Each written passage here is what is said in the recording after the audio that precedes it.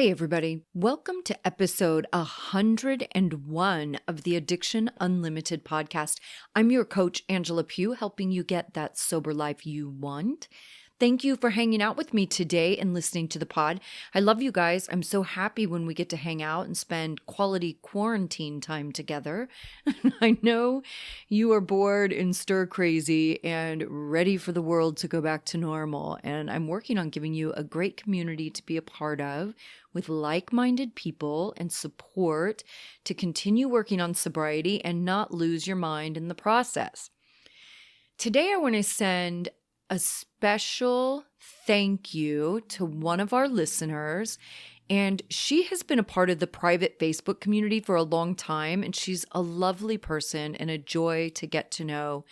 This is someone who truly takes advantage of the tools and uses them to better herself, but also she shares the resources with her recovery community and people who are struggling and need more support.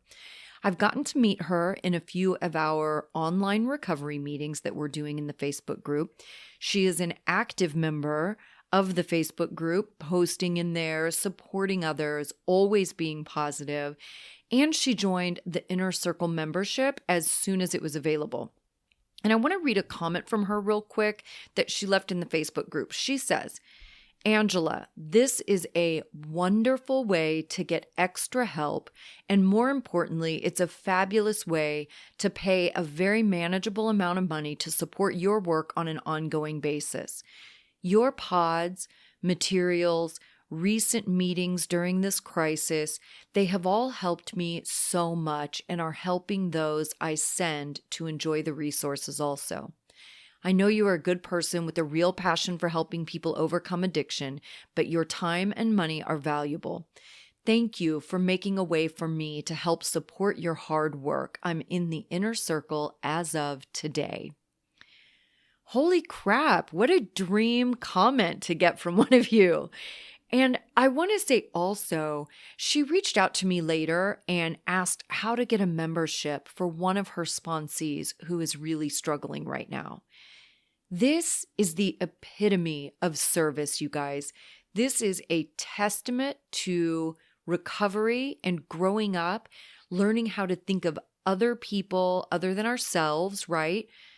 First, her whole comment was gratitude for a way to support my efforts, not about what she gets or what she wants more of, but to say thank you by being a member of my site, to be a part of keeping the machine going, right? Then her concern shifted to how she could help someone else, the woman she sponsors.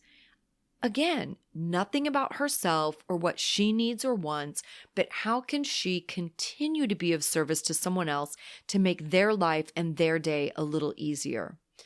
I'm so crazy impressed when I get to see this and so proud that this is the type of person in our community, right? Like that's the best part, that we have a whole community of people just like this. And that's even more what the inner circle will be too. It's just amazing. And thank you. And this really moves us perfectly into our topic today too. What we call in AA stinkin' thinkin'. And really quickly, for those of you interested in the membership site, it is free for the entire month of April. You have access to all the content, the community, and support totally for free. It's at myrecoverytoolbox.com on the courses page. Use promo code FREEAPRIL when you sign up, and April is on me. And of course, I will link that in the show notes along with the Facebook group and all the usual stuff, so you can join that also free. So your struggle is changing your thinking, loving yourself. You feel like you're never enough. It's a daily struggle, not only to eliminate alcohol from your life, but to learn how to think in a way that's more supportive and positive. In one of our online recovery meetings the other day, one of our members said she knows whatever her first thought is, it's usually wrong. She said she's just come to terms with the fact that when she recognizes her first thought in a situation, she automatically does the opposite. And I know I chuckle, but you guys, it's so true. And I was exactly the same way. So this so resonated with me when she started talking about it. You've heard me tell the story of my early sobriety when someone approached me at a meeting and invited me to a girls' dinner, right, with several ladies from AA. I was literally like 2 weeks sober and scared to death. I may have only been 1 week sober. No, I think I was 2 weeks sober, but it was my first week going to AA because my first week really sober, remember I had a car accident, so my whole face and head was all busted up. So my first week sober, I was just resting at my house. I couldn't really drive and do those kind of things. So my first AA meeting, I was already 7 days sober. So I think that's where I get confused in my head. So I was probably 2 weeks sober, but it was my first week in AA. Anyway, I don't know why I just had to go through all that, but just so you guys know, because you need to know every detail. So you've heard me tell the story. She approached me, asked me to go to dinner. And remember, I'm an introvert anyway, and I was new, so my anxiety was unbearable. And the only places I wanted to be were home or at my AA group. I didn't want to go anywhere else for a long time because those were my safe places. And I was pretty freaked out. I know I don't talk about this too much, but I was pretty freaked out after my car accident. I was really freaked out about the whole thing. I had crazy anxiety and fear. I had major fear about driving. And I was kind of a mess for a little while. I was just very, very uneasy and kind of scared of everything. Probably just shock and trauma and all of that stuff, right? So she invites me to this dinner. I don't know anyone. And the committee immediately says, hell no, we're not doing that. and as soon as I heard the committee in my head say, hell no, I immediately knew I had to do it. So I looked at her and I said, yeah, I'd love to. I went that evening to the restaurant. I sat in my car and cried for probably 15 minutes before I went inside. My anxiety was out of control, but I knew I had to muster the courage to go inside. Courage, by the way, is the theme in the Inner Circle membership site this month. We're talking a lot about courage in there. So even though my anxiety was crazy and the committee was begging to leave and giving me every rationalization in the world as to why it was okay for me to leave, I knew I had to do it. And I did it. So why is it that our first response is usually wrong? Why is it that we want to numb and treat every discomfort from boredom to sadness with booze? And why doesn't it change when we stop drinking? You know drinking is the problem, so why doesn't everything become super simple when you stop? It's your thinking. When we're compulsive and impulsive and unhealthy and codependent and insecure, and those are the things we are when we have substance issues, we are all of that. And when we function from those places, we make decisions for all the wrong reasons. Are you with me? We function from a place of instant gratification instead of doing what is best in the long run. We want what feels good now rather than what is actually good. Our motives are off. Most of us spent years living like that, training our brains to make decisions in a certain way, choose the date because the attention feels really good right now, even if you know that isn't the type of person you want to be with long term. But the attention and companionship and lust all feel great in that moment, so we go for it. We're not capable of thinking about the long term. We act on that feeling in the moment. What feels good right now, instead of being a grown-up and thinking big picture. Here's a great example of that instant gratification thinking where I was just absolutely ridiculous, right? And I tell you this story so you can see how deep-seated this thought process is, right? It infiltrates every area. Okay, this was many years ago. I was probably in my first year of sobriety, maybe second. I was buying furniture for my bedroom, and I had found this incredible bed online that I really wanted. There was only one store in my city that sold that bed. So, like a good alcoholic, I drop everything and I go directly to the store, determined to get my bed. When I got there, they informed me that yes, they do sell that bed, but they don't keep it in stock. It has to be ordered. It takes 6 to 8 weeks to come in. And I remember thinking, where the F is this damn bed coming from exactly? Like, what in God's name takes 6 to 8 weeks? You guys, I couldn't handle it. I said, F you, I can't wait that long, and I left. You know what I did? I went to another store, and I bought a bed that was not nearly as amazing as the one I wanted, just because they could deliver it immediately. I needed that instant gratification. And ladies, you will totally get this too. I can't tell you how many items of clothing I've purchased in my life that weren't even my size, or a color that I didn't like or didn't fit exactly right. But I thought I can make it work just because I wanted that little high of instant gratification. Are you with me? It's so silly, you guys. We do this in so many ways, getting into relationships or getting married even when there are 1,000 red flags, because we want the instant gratification. We want to be in that feeling, in that moment, instead of thinking what's right for the big picture, for the long term.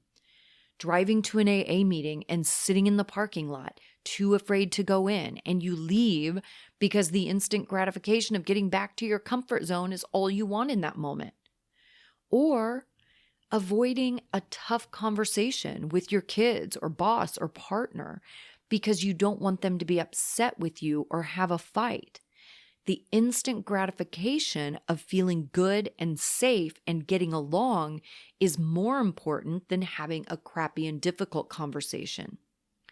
Then you end up keeping everything inside, not advocating for yourself, not telling your kids or partner or boss what you need. Then you're miserable. Then you get resentful and want to blame them for all your problems. Enough, my friends, enough. Or how about that yummy food or dessert we love to partake in so often, instant gratification, because you know you don't feel great after you have it. If I'm having too many sweet treats in a week, I do not feel good about it because I know I'm being impulsive and compulsive. Not to mention the physical and emotional effects of those foods and choices too. Just like drinking, it's instant gratification. You get uncomfortable, you want the feelings to go away, you want the committee to shut the F up, and the drink is the fastest route to freedom. But only in that instant, definitely not in the long term, because you're going to wake up the next day feeling like a failure, hating yourself, wondering what the F is wrong with you, that you can't get control of this thing. In those moments of contemplating a drink, the decision really is about what kind of life you want for yourself. Do you want a life you love, being a person you're proud of? Or do you want a life you hate, where you're berating yourself and cursing yourself all day, every day? And here we are back at micro decisions. You hear me say it on almost every episode. Your life, your reality is a collection of the little split-second tiny decisions you make 100 times a day. Be sad or take action to counteract the sadness. Sit in anxiety or look for relief. Feel overwhelmed or call someone and talk through it. Obsess over drinking or not drinking. Or go to a meeting and get love and support from like-minded people. Do things to grow your recovery or get complacent and watch it vanish. Each moment is a choice. And what you have to practice is not getting caught up in the instant gratification, because instant is almost never the best choice. Are you stuck in instant gratification? Are you ready to start taking better care of yourself and making more solid and stable choices? Fear plays a huge role in this too. In the membership site this month, we're talking a lot about fear and courage, and it's okay to have fear. What you want to practice is having fear and moving forward anyway. That's courage. We all have fear. There's nothing weird or unusual or uncommon about that. We all have fear. We all have anxiety, which is fear. It's when you get to a place that you can acknowledge the fear, accept the fear, let it be, and still move forward and do the next right thing for you in spite of the fear. Instant gratification is a trap because it keeps you in your comfort zone. And if you are anything like me, my comfort zone was drunk. It was drunk, crippled by fear. I was held hostage by instant gratification and lacking the ability to escape because drinking made me weak.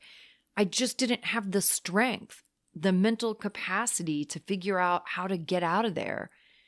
In my sobriety, on the other hand, I get to regain my mental clarity so I can see things in a new way, and I can begin to challenge myself to take actions that feel very scary, but know I can get through it and know that I will be okay. Man, addiction hates that, you guys. It hates when you believe in yourself and trust yourself because it knows it's losing control of you. It's losing power over you.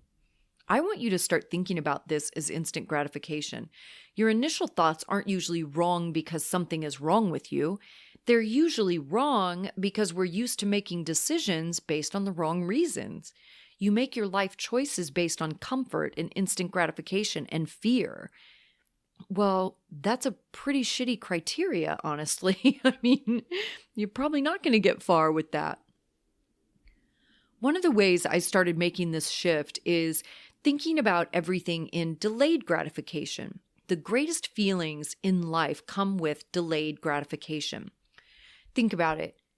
The things you most appreciate are probably the things you had to work hard for, plan for, study for. You had to be committed and dedicated. Or that big purchase like your house or dream car or a handbag. Maybe you really had to work hard and follow a budget and save money to afford what you wanted. But you did it and it felt amazing. That's delayed gratification. Start thinking about this in every area of your life. When your drunk friends invite you to do something and you know you will be uncomfortable and it will trigger all kinds of feelings and it will put you in a position to drink, say no. Instant gratification makes you want to say yes because you want to be with your friends. You want to feel included and cared about. You want to do something exciting and not be bored. But you know better. You know, big picture, that's not the best choice for you. So go for the delayed gratification, the feeling that will come the next morning when you wake up and feel good, not hungover, and you're proud of yourself for taking initiative, for making a healthy choice and protecting yourself. That's self-love. You guys ask me a lot about how to learn to love yourselves more, and this is one of those ways. Building self-esteem and learning to care for yourself means you do the things that are right for you. Not what feels good in the moment, but what is best for you as a human. That means sometimes I stay home and give myself a facial and binge watch Tiger King instead of meeting my friends or scheduling client calls or working on my website. I love doing all those things. And when my battery is dying, I have to recharge, and that is my responsibility. When you catch yourself being impatient or snippy, it's usually because you aren't getting what you want. It's not going fast enough. It's not coming when you want it to. You have to wait and you don't like to. People won't do what you want them to or act the way you want them to or say the things you want them to. At the core of all of this is instant gratification and selfishness and control, of course. I want what I want when I want it. Practice being okay with things just as they are. Practice acceptance that things aren't going your way and they aren't supposed to. It's not the world's responsibility to make sure you get what you want exactly the way you want it. It's your responsibility to do that. And getting what you want for the long term, the big picture, means making healthy and stable choices in your life each day. Don't get caught up in instant gratification. Don't spend your money on the new jeans, then be panicked and pissed off when you don't have money for your phone bill. When you really want the new jeans, think it through. Think about the consequences of that decision a week or 2 weeks down the road. Think about how badly you'll feel when you're in a panic about the phone bill and having to run around like a crazy person trying to come up with $100 and possibly having to borrow money from someone. All of a sudden then, those new jeans, you get a little resentment for them because you're mad at them, because you're mad at yourself because you spent the money the wrong way. Been there, done that. And that definitely doesn't feel good. Or go on one of the consignment sites, Poshmark or something, and get the jeans anyway for a much smaller price. If you want to live a drama-free life, then you have to make drama-free choices. I pay my bills on time now because I don't want to be in a panic and feel all that angst and shame of being late because I blew my money like an irresponsible kid. Because that's what I used to do over and over and over. I would absolutely buy a handbag instead of paying the cable bill because I knew I could work an extra shift and make that money back and pay the cable bill late. Of course, I didn't have healthy self-esteem behaving like that. I was just jumping around my life from one instant gratification to the next. I wasn't making smart choices for myself or thinking things through. I was chasing the high.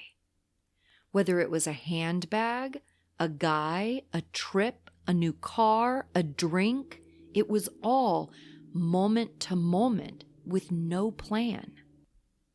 When I got the ability to slow down a bit and start to see how being that impulsive was not serving me, that's when I got to start making better choices. That's when I could see that the guys I liked were not the healthiest choice for me, even though all that fun and lust and infatuation felt great. I always ended up sad because I didn't intentionally choose people that were a good fit for me. I chose people based on how good it felt in the moment. Then I could see that when I was so impatient and didn't have the ability to wait for the furniture I really wanted, I ended up with furniture I didn't love and I felt disappointed. It would have been way better if I would have waited the 6 weeks and had what I wanted, so every time I walked in the room, I felt proud and happy and grateful. Instead, I was a little pissed off every time I saw it because it was just a reminder that it wasn't what I really wanted. It's so ridiculous when you think about it. I started to see the value in paying the bills on time because I got to live without the stress and embarrassment of being irresponsible. Let me tell you something. Bill collectors destroy my serenity. And I've had a few times in my life where things were incredibly difficult financially. It's certainly the story of every entrepreneur for sure. When you take big risks and take big action, it doesn't always go well. It is certainly, even if it does go well, it doesn't go well quickly usually. Just because you start a business doesn't mean the money is rolling in every day. That's far from the truth. And I've had some hard lessons in the last few years. I've started 2 companies by myself, and there have been times that between the IRS and credit card debt, I felt like I just wanted to crawl under my bed and never come out. But what I know is crawling under the bed or avoiding the calls gives me a reprieve in that moment, but it doesn't make me feel good about myself. What allows me to feel good about myself is when I step up and handle my business, when I show myself that I believe in myself to do what I need to do to be well. And when all of that was going on, I had to really push myself to do things that were uncomfortable. I had to have the courage to call the IRS even when I felt humiliated by how far behind I was. I felt like a failure. I felt weak. I felt ashamed. And I had to push myself through that and tell myself over and over again how important it is to face the consequences of my actions. I am my responsibility. My consequences are my responsibility. Then I had to make some hard decisions, and I had to get committed to my goal on a whole new level. I had to make the decision to get my shit together, to handle my business and be 100% dedicated to it. And that's what I did. You guys have heard me talk about this before. When I lost a business many years ago, I cut my lifestyle down to nothing. Bare minimum cell phone, tiny ugly apartment, working 6 and 7 days a week. I didn't so much as buy a coffee for over a year. That's what it looks like to be committed to something. That's what it looks like to chase delayed gratification with huge, lifelong rewards, rather than get caught up in instant gratification, creating more shitty consequences for myself. Does this all make sense? Instant gratification can be avoidance. Avoid the elephant in the room. Don't face it. Don't talk about it because it doesn't feel good. But it creates consequences instead of rewards. And you know what addiction loves? It loves it when you feel shitty because you made some crappy decisions and created some consequences for yourself. It loves it when you feel bad like that, because when you feel bad, it knows it can prey on you. Feeling bad and embarrassed and ashamed make you vulnerable, and alcohol needs you to be vulnerable so it can lure you back in. Here's what I want you to do today. Think about 1 or 2 ways you fall into the instant gratification trap over and over again. Maybe it's with dating. Maybe it's with money. Maybe it's with shopping. Maybe it's being fearful and staying in your unhealthy little comfort zone. Identify a couple of specific situations you can be in that are instant gratification. Then think about what action you can take to do that differently. Think through that moment when your friends are on the phone inviting you out. Think about how you can make a different, healthier choice. Think about what you would say to someone else or what you would say to yourself, depending on what your situation is. Think through every detail of doing it differently. Think about the rewards of making healthy choices and how good you will feel. Think about the smile on your face when you get up the next morning, knowing you made a kick-ass decision that was the best decision for you. Think about how strong you feel when you protect yourself, speak up for yourself, protect your sobriety. Then go do that. Make a commitment to do that. Be 100% committed to your decision. Are you with me? I think you are. Think about what it looks like how I just broke down that situation when I had all that debt to repay, right? Cutting my lifestyle down to nothing. What are some commitments you can make to be that committed to your sobriety? What does that look like for you? Does that mean sometimes you need to stay home? Like me, the only 2 places I wanted to go when I was new, the only 2 places I was okay being was home or at my meeting. I guess I was okay at work too. I was pretty comfortable at work because that was a very safe place for me. They were all regulars. It was like an extended family. They celebrated my sobriety with me. So I guess I felt okay there too. I just wasn't there very much. I only worked a few days a week. But I knew to protect my sobriety, I just needed to have a few places to go. And you heard Amory talk about this on the episode a couple of weeks ago. And she talked about the same kind of thing where she didn't go anywhere, right? She was so protective of her sobriety. She didn't go anywhere. She went to work and she went home. and she built in an extra shower each day at the end of the evening, right? To have a little reprieve from kids and making dinner and being home and doing the family and mom thing. She would go take a shower to have a few minutes to recenter, get her anxiety in check. That's what you have to do. Put together some sort of little plan for yourself that proves your commitment to your recovery. Does that mean not going and hanging out with some people right now, not going to certain places? I mean, I guess right now we can't go anywhere, but I guess we're all quarantined. We can't really go anywhere, but you know what I'm talking about. This can be even friends that you talk to, right? Put it in that perspective. It could even be a meeting you go to. If there's a particular meeting you go to where there's somebody that makes you uncomfortable or somebody hit on you or whatever the case may be, and you don't want to go there, don't go there.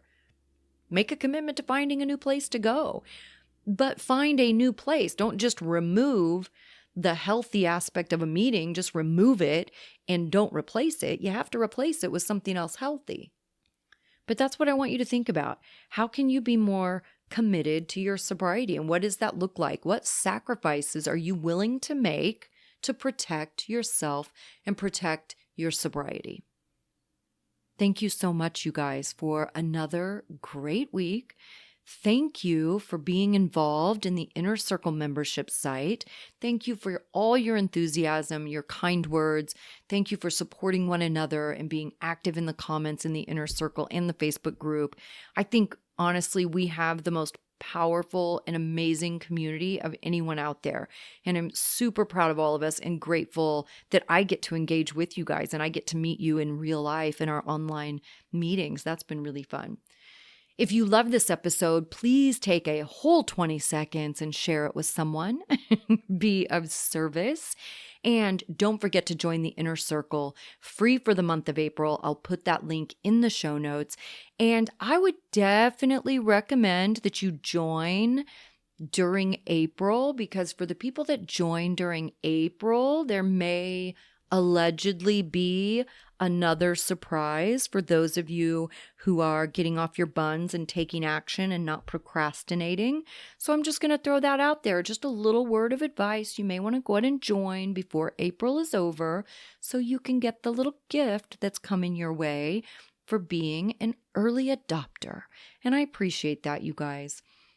All right, I'll put all the links in the show notes. I love you guys. I hope you are having a fantastic day, and I'll see you next week.